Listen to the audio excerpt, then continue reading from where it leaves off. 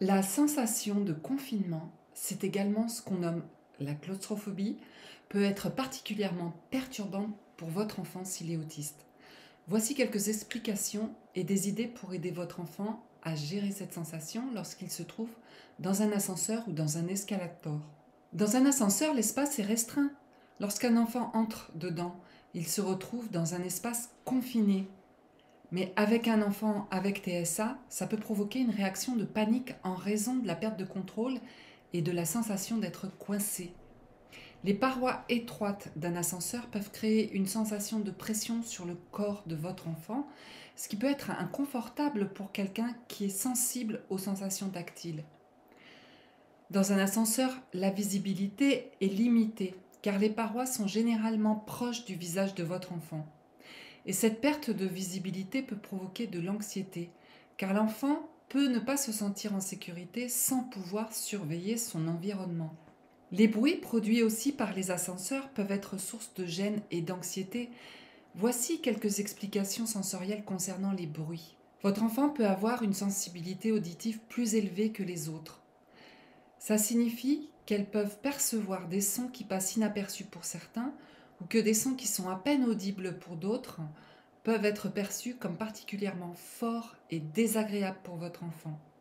Les bruits d'un ascenseur tels que les grincements, les claquements de porte ou les moteurs en marche peuvent être irréguliers et imprévisibles. Cette incertitude sonore peut être source de stress car votre enfant peut ne pas savoir à quoi s'attendre. Les ascenseurs sont généralement construits en métal et en matériaux réfléchissants qui amplifient les sons. Ça signifie que même de petits bruits peuvent résonner dans un espace confiné de cet ascenseur, ce qui peut être encore plus désagréable. La sensation de mouvement dans un ascenseur peut perturber en raison aussi d'une sensibilité sensorielle. Votre enfant peut avoir une sensibilité accrue à son équilibre et à sa proprioception, c'est-à-dire à la perception de sa position et de ses mouvements dans son corps. Et lorsqu'un ascenseur s'arrête brusquement, accélère rapidement ou ralentit, ça peut provoquer des sensations inattendues et très désagréables chez lui. Les changements rapides de vitesse ou de direction peuvent entraîner une désorientation spatiale, ce qui signifie que votre enfant peut avoir du mal à comprendre la direction dans laquelle il se déplace ou comment son corps est positionné par rapport à l'espace environnant. Les mouvements brusques de l'ascenseur peuvent générer du stress sensoriel, car votre enfant peut se sentir désorienté et perdre temporairement le contrôle de son propre corps. Ça peut entraîner de l'anxiété et de l'inconfort. Les lumières fluorescentes aussi, si elles sont vives à l'intérieur des ascenseurs, peuvent être très désagréables et perturbantes pour votre enfant. Alors comment ça se fait ? En fait, votre enfant peut être sensible aux stimuli visuels tels que la luminosité des lumières. Les lumières fluorescentes, par exemple, peuvent être très lumineuses et éblouissantes et inconfortables pour les yeux sensibles.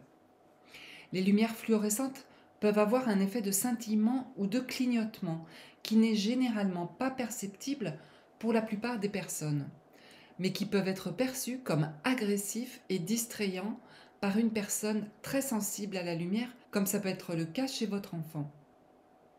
Il peut être également sensible à la couleur des lumières. Et les lumières fluorescentes émettent souvent une lumière blanche ou bleue qui peut être beaucoup plus difficile à tolérer pour votre enfant. Évidemment, quand il n'y a personne, puis rentrer à l'intérieur sans fermer la porte et en ressortant immédiatement. Et vous pouvez en faire un jeu d'ailleurs. Augmentez progressivement le temps qu'il passe à l'intérieur. Ce que vous pouvez faire aussi, c'est d'apporter des objets, ses objets préférés, qui pourront être réconfortants pour lui, pour l'aider à faire face à ses sensations sensorielles désagréables. Et si c'est possible, vous pourriez apaiser tout ce qui dérange votre enfant. Par exemple, si c'est possible, d'éteindre les lumières fluorescentes ou de jouer de la musique apaisante, par exemple à l'intérieur. Rien ne vous y interdit. Encouragez chaque étape franchie avec succès pour motiver votre enfant à faire face à sa peur. Partagez cette vidéo si vous pensez qu'elle peut intéresser d'autres personnes. Merci d'avoir regardé.